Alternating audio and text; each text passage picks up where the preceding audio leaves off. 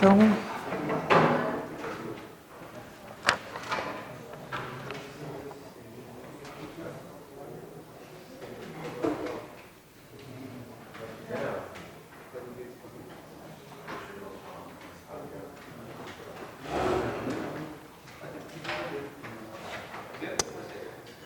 Tá, mesma coisa aqui. Só me lembrando, se não esqueça, tá no carro, tem que montar ele. Mas é isso aqui, ó. Só que você vai rolar essa malha e rolar mais. Tá. Beleza, então é isso aí. Só para ver se vocês estão... Deixa eu ficar atrás aqui. Se vocês estão lembrados, né? A gente viu ontem, então, duas coisas, né? Autovalores e autovetores. Nossa, autovalores e autovetores. Estou com um pouco de dor de cabeça, acho que vou ficar meio estranho. Ficar confundindo algumas palavras hoje. Mas, o que são esses caras aqui, então? Como é que a gente chama eles aí? Esses são os... autovetores. Autovalores são as frequências, né? Esses são os auto... Certo, né? São os autovetores. Então, tá. Deixa eu ver uma coisa. Tá, estava resolvendo o que falta fazer ainda. Ah, claro, falta escrever as respostas finais, né? E depois ver como é que as condições iniciais afetam a resposta total. Falta fazer isso aí, né? Então, assim, pessoal, olha só. Os modos de vibração, que eu tanto falei, inclusive aqui ele está oscilando agora num dos modos de vibração desse sistema, né? Eles podem ser expressos assim, ó. Opa. Então, os modos de vibração vão ser X1, que vai ser para massa 1 e para massa 2.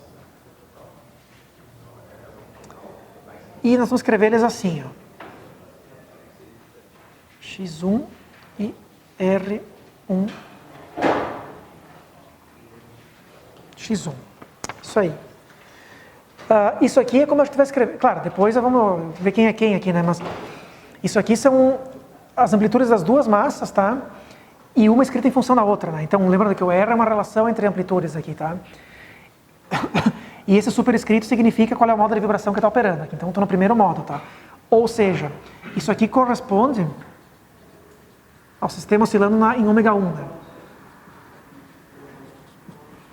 Tá? E a mesma coisa vai valer para o outro. Então, eu vou ter o X2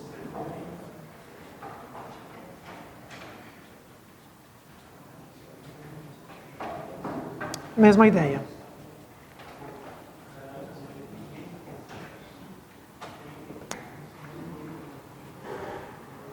Opa. E aí aqui o R2. Beleza.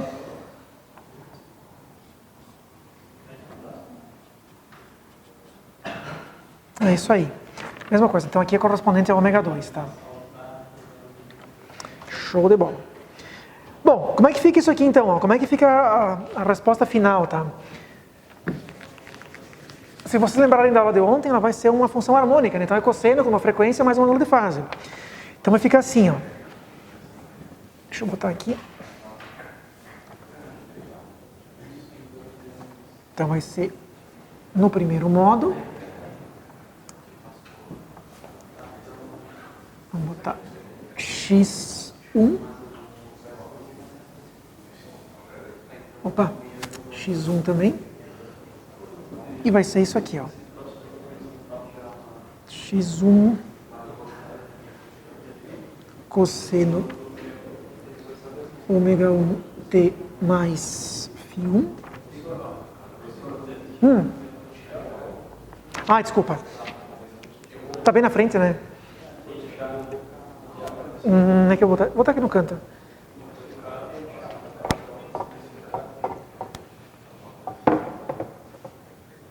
Vamos ver quanto ele vai ficar oscilando. Seria até melhor. Não melhor, mas... Mas aí o problema dos atritos, sei lá, se utilizasse colamentos, teria que levar em consideração o atrito? Não, aqui também tem atrito, né? Aqui tem uma resistência por causa do fluido, né? Que é o ar. Então, não é que aqui não tem, sabe? Não vai mudar muita coisa. Na verdade, tem uma vantagem fazer assim, porque se tu colocar ele na horizontal, o próprio peso vai praticamente eliminar a possibilidade de vibração que não seja na direção X. Ele não vai ficar... Bom, você faz de um jeito meio maluco, né? Mas uma oscilação na direção perpendicular não vai existir. Então é melhor. Aqui não. Aqui para eu eliminar essa vibração eu teria que ter feito algum curso, alguma coisa aqui, né? E não tem. Então ele ainda oscila um pouco para lá e para cá, né? Inclusive é uma fonte de erro isso aqui. Então colocar na horizontal seria até melhor. Daria para fazer. Sim, sem dúvida. Desde que seja feito em cima de rolamentos com pouquíssimo atrito, né? Vou colocar assim, se fosse fazer com 2 graus de liberdade, para ser 2 aí. Mas aí é um problema. Como? O peso, tu vai ter as coordenadas molas só, porque o peso vai ver se era de data normal, não vai? Não, nada a ver isso aí. Não é o peso. A força gravitacional aqui, ela não afeta em nada o movimento. Quer dizer, não é que não afeta em nada. Ela até dá um deslocamento em relação à posição de equilíbrio, né? Ela vai dar um delta estático ali. Lembra? A gente estudou isso em aula, né? Mas, por exemplo, com relação às frequências naturais, que é o que vocês mais querem, e com relação à equação que determina o comportamento, o x em função do tempo, mesma coisa. Não afeta em nada o peso. Não, aquilo que eu vou dizer, teria que colocar em cima de carrinhos com rolamento. Então as massas seriam os próprios carrinhos, por exemplo, né? Só que elas teriam sobre rolamentos com baixíssimo atrito e comunicando eles molas, né? Então, isso perfeito. Sim, com certeza. Ficaria até melhor que esse aqui. Sim, claro, justamente para evitar ficar comentando muito sobre a questão do peso, né? Embora, como eu já falei, mais uma vez, né? O peso é uma força, por ser uma força constante, ele não afeta o movimento, né? Então, as frequências naturais, o comportamento de x por tempo, mesma coisa. Não vai ser modificado, tá? Inclusive, isso é comentado no artigo. Se vocês deram uma lidinha no início, tá bem explícito ali. Que um dos revisores encheu o saco para deixar bem claro que não afetava em nada, tá?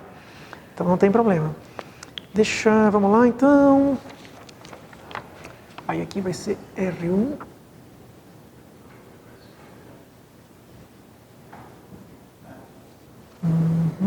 Isso.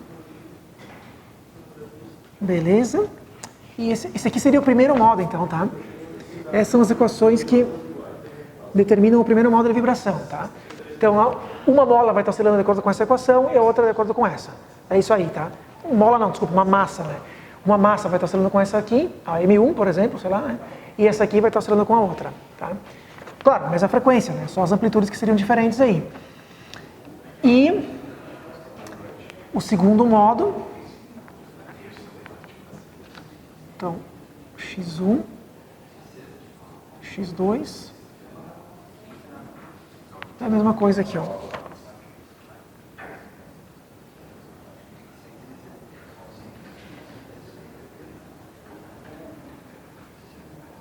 É isso aqui e...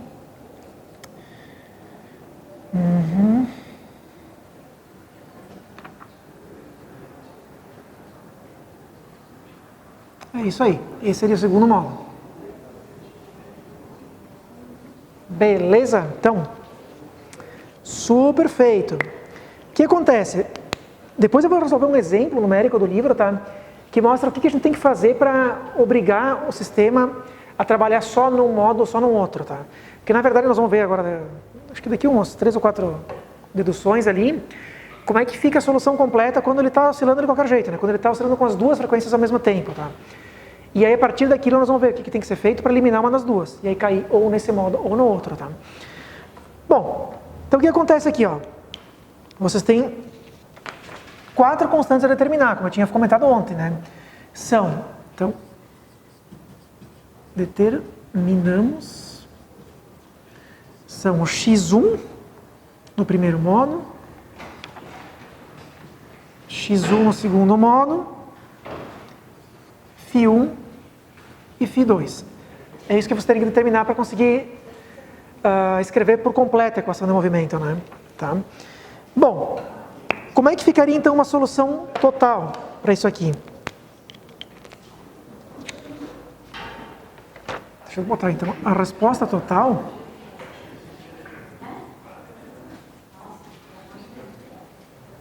Ela é dada pela superposição das equações, né?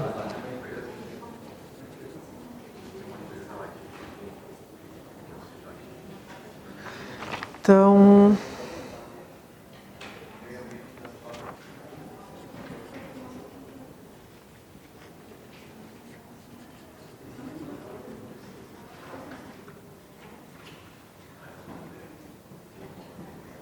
Tá. Então, vamos lá. Vamos supor que ela fica assim, então, ó. A resposta total seria um x de t igual a uma constante vezes x1 de t mais uma outra constante vezes x2 de t. Essa aqui seria a equação 514. Tá. Bom, agora eu vou ver o que acontece, tá? Na verdade, assim, se eu considerar que essas constantes aqui são 1, eu não perco em nada, tá? A análise que eu estou fazendo. Então, considera que as constantes de acoplamento aqui, ó, considera C1 igual a C2 igual a 1, caso mais básico, mais simples possível. E aí junta as duas equações de movimento e vê o que sobra. Vai ficar assim, então, ó. O x1 dt vai ser, claro, o x1 no modo 1 mais o x1 no modo 2. Tudo de tempo aqui, tá? Volto a escrever aqui. Tudo como função do tempo, né? Tá? Quer dizer, como é que a massa 1 vai se comportar? É isso que eu estou escrevendo aqui, tá? Ela se comporta com o movimento que descreve no primeiro modo de vibração para ela, mais o que descreve no segundo modo de vibração. São os dois juntos. E como é que fica essa equação? Assim. x1, 1 cosseno. Ômega 1 t mais φ1 e mais isso aqui. Aí.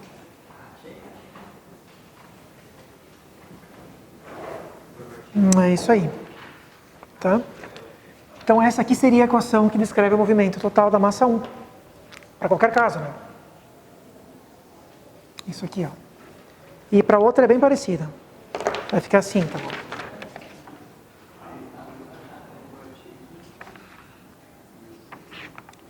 Então vai ser o x...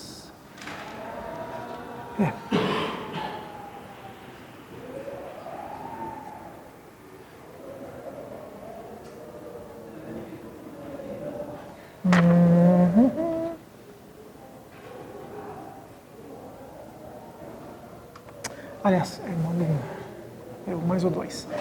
Então, cosseno... Tá.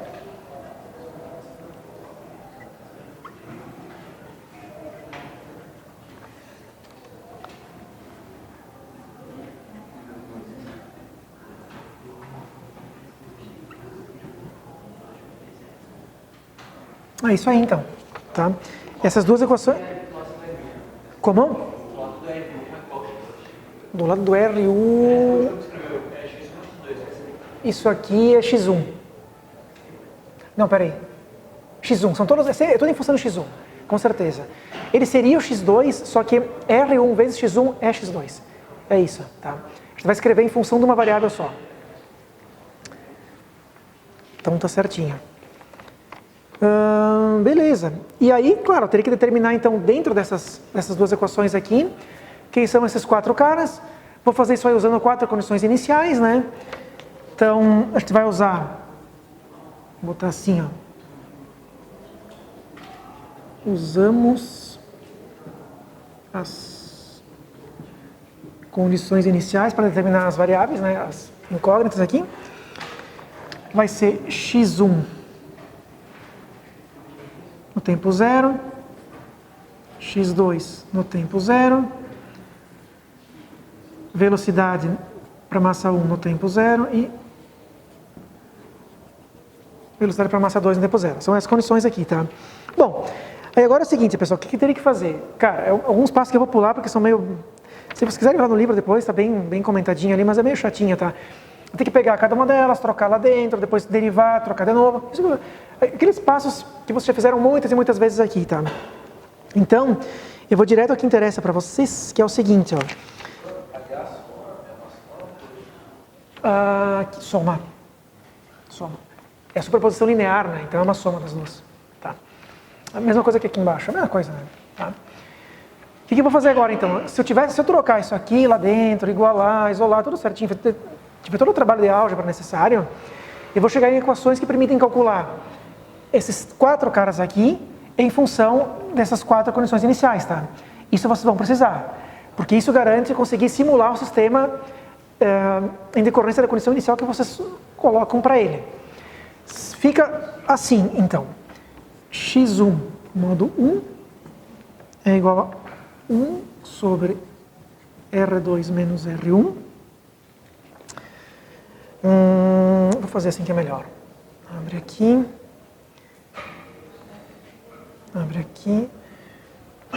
R2, x1. Vamos escrever assim. Ó. Isso aqui seria... Eu não vou ficar escrevendo t igual a 0, tá? Mas significa posição inicial do x1, tá? Quando eu botar esse entre parênteses 0, significa isso, tá? Posição inicial da massa 1, é isso, tá? Beleza. Menos x2, 0. Ao quadrado, mais... Aí, menos R2, x1, 0 ponto,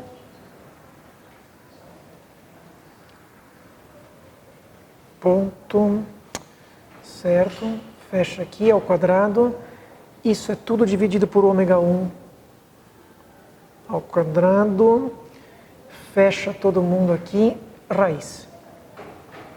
Esse é o primeiro, meio feio, mas, bom, paciência, né? Vamos lá. Esse aqui é para o 1. Deixa eu ver quais são as outras aqui. No segundo modo, então, x1. Segundo modo, vai estar aqui, vai ser raiz.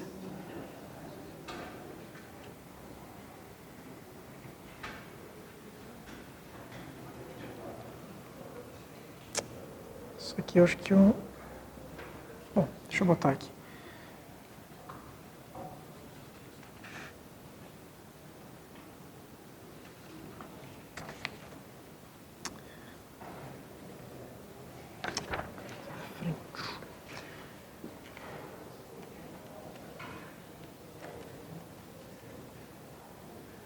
Aqui também o quadrado, quadrado, raiz. Deixa eu só verificar essas duas variáveis aqui que eu estou com uma dúvida agora. Onde é que eu estou aqui?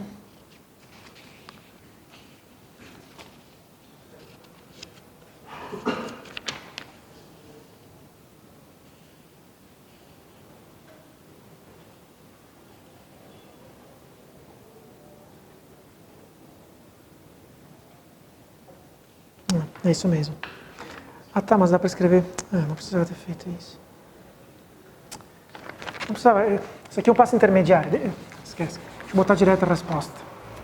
Colocar em função de R, que nem eu fiz aqui, ó.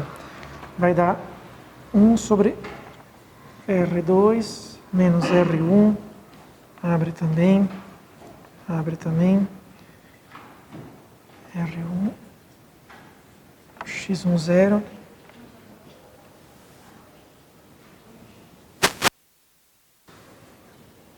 Quadrado.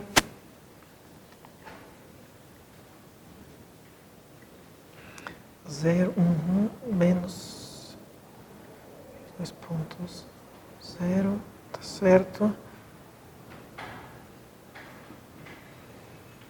Ao quadrado e tudo na raiz também. Tá, agora eu tenho os dois modos, primeiro e o segundo. E os ângulos de fase faltam só. Deixa eu botar direto a resposta final aqui. Φ1 então vai ser... É meio feio.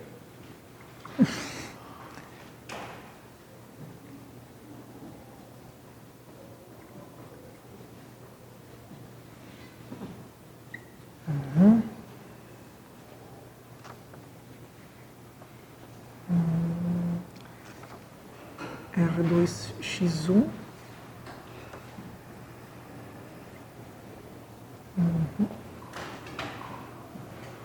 Deixa eu ver uma coisa.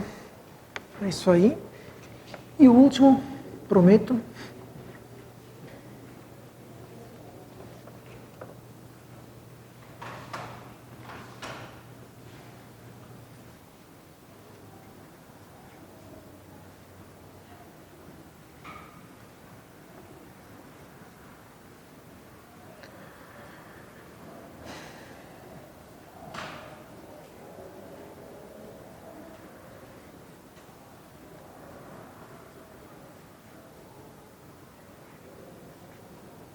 É isso aí, então.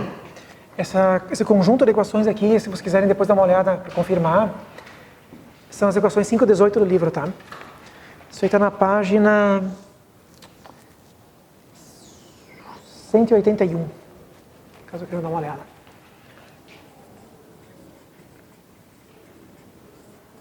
E é isso aí. Então, a partir de agora, você tem absolutamente tudo que tinha para fazer. Todas as equações estão prontas, tudo mesmo. Consegue encontrar as frequências naturais e consegue encontrar os modos de vibração. E, inclusive, descrever o comportamento ao longo do tempo, né, para cada uma das duas massas, para qualquer condição que vocês quiserem, né, qualquer condição inicial. Tem tudo. Então, se quisessem agora, por exemplo, pegar um programa de programa de simulação numérica, modelos é um exemplo, né, vocês já trabalharam com ele, podiam colocar essas equações ali e escrever, desenhar um sisteminha lá para fazer animação, né, de forma que vocês insiram quaisquer condições iniciais e ele se comporta de acordo com aquilo que vocês escolherem. Dá para fazer isso aí, tá? Bem tranquilo. Como? Tá, nós vamos ver daqui a pouquinho, tá? Mas, eu sei de cabeça, assim, quando são 2 graus de liberdade, o primeiro modo é qualquer condição inicial, velocidade inicial 0 para os dois, e posição inicial igual para os dois na mesma direção, para qualquer valor. Então, por exemplo, se eu levantar de 1 centímetro, 2, 3, qualquer coisa, desde que eu levante o outro também, vai estar no primeiro modo. E o segundo... Não é bem assim. É que vai depender das massas e dos Ks, né? Caso as massas sejam iguais e os Ks sejam iguais, aí vai dar isso que eu te falei, que é o caso mais simples, né? Caso contrário, tu vai ter que ter uma relação lá, tem que calcular. Não dá vai depender do K e do M, né? Mas o primeiro modo é sempre um valor para cima, tá? E os dois tem que subir, e o segundo modo é sempre um para cima e um para baixo. E a relação também vai depender, como eu falei, dos Ks e dos Ms, né? Nós vamos ver agora um exemplo, como é que vamos fazer até o fim, tá? Fica bem claro como é que a gente resolve isso aí. É que na verdade até é fácil, porque tu tem que ver no sistema, quando ele está oscilando, tipo que nem isso aqui, ó, e tu vai ter que dar um jeito de colocar um modo igual a 0, quando tu quiser que ele oscile no segundo, por exemplo. Tipo assim, ó, tu quer que ele oscile no segundo modo, tá? Então tu vai ter que buscar onde é que está o primeiro e ver o que tu tem que fazer para que ele dê 0 dentro da equação. Eu vou mostrar daqui a pouquinho, tá? Vou fazer com calma. Aí aquela condição que permite dar 0 é que tu tem que usar para forçar ele a oscilar no primeiro modo de vibração. Ou no segundo, né? Tanto faz. Tá? E quando for em 3, aí cada grau, tu vai aumentando o número de graus, aí eu não sei de cabeça, aí tem que analisar matematicamente e ver o que acontece, né? Tá? Vai ficando cada vez mais complicado, porque um vai interagindo no outro, né? Tá? Bom, uma coisa legal de dizer é o seguinte, ó, que agora, assim, a parte matemática mesmo, eu meio que acabei, tá? Desse sistema aqui, né? Então, o que vocês vão fazer para o trabalho é basicamente a mesma coisa que a gente fez aqui, só que tratando 1 grau de liberdade a mais. Então, alguns passos que a gente escolheu são os mesmos, tá? Por exemplo, como é que vocês encontram as equações governantes? Lembra que a gente viu isso ontem, né? Aquelas matrizes, sabe aquela equação que é matricial? Aquilo ali vale sempre, tá? Então, para vocês encontrarem as equações para 3 graus da liberdade, ou para 4, para 5, para 6, é a mesma coisa sempre, tá? Só que é o seguinte, aí é a parte divertida, né? Aquilo ali é para tu encontrar as equações. Depois tu tem que resolver as equações.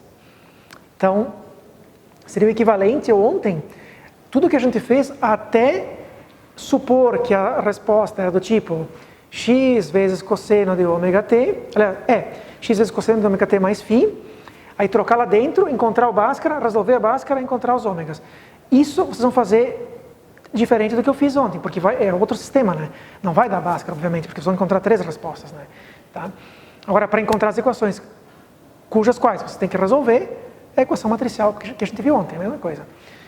Depois eu vou mostrar um pouco da teoria para N graus de liberdade também. Muito bom. Então vamos fazer um exemplo numérico agora. Vamos lá. Não tem como resolver a mão sem ter software. Depende, dá para resolver na mão. Tu diz, esse caso aqui não, porque esse aqui a gente já resolveu, né? Não, mas O de vocês?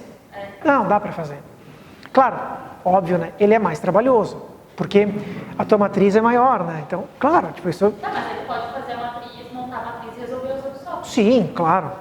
Na prática, é que nem... Eu ainda não sabia usar o software. E aí em Paraná e atrasar. Porque querendo ou não, a gente não tem tanto tempo para se escrever. Não, mas isso é bem... Não, isso aí... Primeiro que, como eu falei, ele tudo bem que ele é maior, mas não é tão maior, né? Nossa, tem problemas reais que tu tem muito mais graus de liberdade do que 3, muito mais. E dá para fazer tranquilo. Desde que tu não... Aí, claro, tu não vai fazer no braço, né? Tu vai pegar um software. Então, o Wolfram resolve, o Matemática resolve e o Maple resolve, dos que eu conheço, tá? Muito provavelmente, eu não tenho certeza porque eu não uso, mas acho que o MATLAB também resolve. Então, tu tem que montar a matriz e diz, vai meu filho, resolve para mim. É isso. Nesse caso não é mais analítica, ela é numérica, né? Porque tu vai ter os K's e vai ter os M's. Então vai ser a única variável que tu vai ter lá dentro é aquela que tu vai encontrar, que são os ômegas, né? Então dá para resolver, não é o bicho isso aí, tá? Outra coisa legal para vocês é que com 3 graus de liberdade é fácil de encontrar resolvida na internet já. Então tu sabe como é que tem que dar a resposta. Não é igual eu pedir para vocês fazerem uma coisa que ninguém jamais fez, né? Tipo, me resolve um sistema com 5 graus, por exemplo, que é difícil de encontrar pronto já. Aí seria bem mais complicado, né? Mas com 3, se você botar na internet rapidinho ali, sistema com 3 graus de liberdade resolvido, vai aparecer rápido. É só pegar ali e dar uma olhada.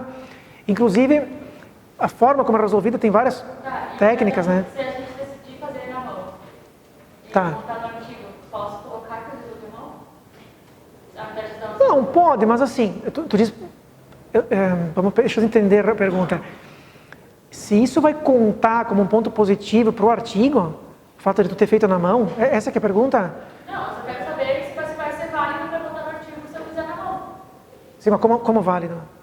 Porque a gente tem um software que se tu botou um negócio, está comprovando, o software é inteligente, ele fez sozinho, a não ser que tu tenha invocado as equações erradas. Mas Tá. se tu colocou tudo certo, não tem erro, o software vai resolver a princípio, né? Sim, sim, Então sim. vai estar validado, mas se eu Sim. fizer na mão.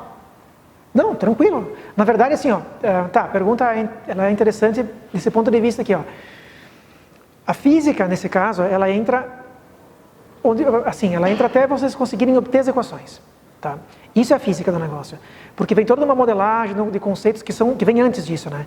Por exemplo, a gente tratar que a resposta é harmônica, a gente tratar algumas considerações, como é que a gente monta as matrizes, tudo isso é física, tá?